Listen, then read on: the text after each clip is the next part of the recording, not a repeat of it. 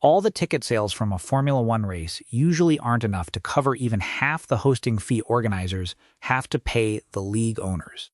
At the Belgian or British Grand Prix, hundreds of thousands of fans pack the grandstands all weekend, but the local organizers often end the event with a direct financial loss on their books. Despite this counterintuitive financial reality, the list of cities and countries lining up to sign 10-year contracts worth hundreds of millions of dollars to host F1 is longer than ever. This isn't poor financial management. This is the result of a highly unique business model where a premier racing event is intentionally designed as a loss leader to serve a much larger macroeconomic equation. To understand how the money flows, we first need to divide current F1 races into three main tiers based on their hosting fees and financial models. First are the heritage circuits, paying between $15 and $25 million a year. These are historic tracks like Monaco and Silverstone. Because they hold massive brand value for F1's identity, these tracks have better negotiating power. Formula One management has to accept significantly lower fees to keep them on the calendar. These operate as permanent tracks and rely heavily on traditional ticket sales. Next are the commercial street circuits, paying $35 to $45 million a year before even factoring in track conversion costs. Think of the Singapore or Baku Grand Prix. They don't use permanent tracks, but instead take over downtown streets. Organizers spend tens of millions annually building and tearing down temporary infrastructure. In return, they get to target high-end tourists using the city skyline at night to create a combined entertainment and tourism product. Finally, we have the sovereign wealth tracks, paying upwards of $50 to $55 million a year. Tracks in Jeddah, Qatar, and Abu Dhabi fall here. Funded directly or indirectly by national wealth funds, these countries gladly pay the highest fees and sign 10 to 15-year deals. They use F1 as a tool for national branding, tourism growth, and shifting their economies away from fossil fuels. Getting an F1 car to race on a country's streets costs far more than the number on the hosting contract. Organizers face massive financial and operational barriers. First is the FIA Grade 1 certification. The governing body strictly requires all tracks to meet this standard. Building a new track costs anywhere from $150 to over $400 million to perfect the specialized asphalt, the paddock buildings, grandstands, and safety barriers. For street circuits, repaving public roads with high-grip racing tarmac and upgrading drainage systems can consume tens of millions before a single car hits the track. Then there is the hosting escalator clause. Most F1 contracts include an automatic annual fee increase, usually between 3 and 5%. A contract starting at $30 million with a 5% increase will jump to nearly $49 million by year 10, creating crushing financial pressure if revenue doesn't grow with it. Temporary infrastructure adds another massive cost. For street races like Singapore or Las Vegas, organizers must install thousands of concrete barriers, heavy-duty fencing, temporary pedestrian bridges, and massive lighting rigs for night racing. This build-up and tear-down process costs $30 to $60 million every single year. Finally, there is the monopoly on the calendar. The FIA caps the global schedule at 24 races a year to protect personnel health and logistics. This limited supply means a new city wanting a race usually has to outbid an existing one. Imagine renting an ultra-luxury villa for a party, but the landlord keeps all the ticket money from the main concert, all the ad revenue from the living room, and all the profits from the VIP bar. You are only allowed to keep the money from garden admission and hot dog stands. That is exactly how revenue is shared between Formula One management and the local race promoters. Formula One management keeps the highest margin revenue streams.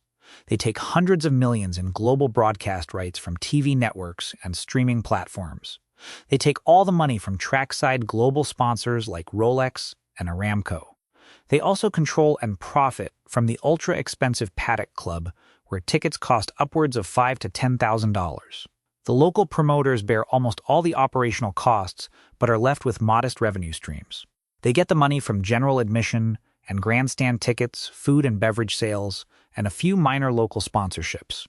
If you look purely at the financial statements of the race, most F1 events lose anywhere from a few million to tens of millions of dollars every year.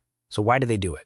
Because the real financial backers are often governments or tourism boards. The true balance sheet doesn't belong to the event company, but to the entire local economy. An event might lose $20 million on paper, but if it brings 40,000 international tourists who fill five-star hotels, eat at local restaurants, and generate $100 million in global media value, it is a highly profitable investment for the host country. Turning a functioning city into an F1 track, safe for cars going 350 kilometers per hour, is a massive logistical puzzle. A key concept here is the track conversion window. This is the strict time frame local governments allow roads to be closed for construction. In places like Singapore or Las Vegas, this window is usually 3 to 5 weeks before the race and 1 or 2 weeks after for cleanup. Every extra day of road closures causes economic damage to the city, so this process is optimized down to the minute. Another hidden detail is the track marshals. The people waving flags and running onto a hot track to clear dangerous debris are mostly unpaid volunteers. They are highly trained professionals with FIA certifications working out of pure passion for motorsport. Using volunteers saves organizers millions in labor costs, though they still cover food, specialized gear, and insurance. Meanwhile, inside the Paddock Club, right above the team garages, global corporations are negotiating billion-dollar deals. The entire supply chain here, from premium champagne to Michelin star chefs, is run by F1's global partners. Local organizers have almost zero control and get no share of this ultra-luxury revenue. Looking at past events shows what works and what fails. The Korean Grand Prix ran from 2010 to 2013 on a permanent track funded by the local provincial government. It failed for a few clear reasons. First was the location. The Yeongam circuit was built in a rural area over 300 kilometers from Seoul. The government hoped the race would create a new city, but transportation links were terrible. Second was the total lack of tourism infrastructure. Fans and teams didn't have enough quality hotels, forcing many to stay in cheap local motels. With terrible ticket sales and hosting fees rising automatically, the race lost roughly $30 to $40 million a year before the contract was canceled early. It proved that F1 cannot magically create a tourist destination if the basic infrastructure doesn't exist. On the other hand, the Singapore Grand Prix has been a massive success since 2008. The Singapore government funds 60% of the cost, while private companies cover the rest. They positioned it perfectly as the first night street race in F1 history, turning the glowing city center into a massive global advertisement. They also perfected the race and music festival model, integrating F1 tickets with massive concerts from global pop stars. This turned a pure racing event into a holiday festival, pulling in non-racing fans. The event has generated well over 1.5 billion Singapore dollars in incremental tourism revenue since it began. To clearly see the economics, let's compare two scenarios. In a modest permanent track scenario, you might spend $150 million upgrading the facility. You pay a $25 million hosting fee and $20 million in operations, bringing your annual cost to $45 million. If your direct ticket and food revenue is $30 million, you take a direct loss of $15 million a year. Without huge government subsidies, you will likely never recover your initial investment. Now look at an optimal street race funded by a sovereign wealth fund.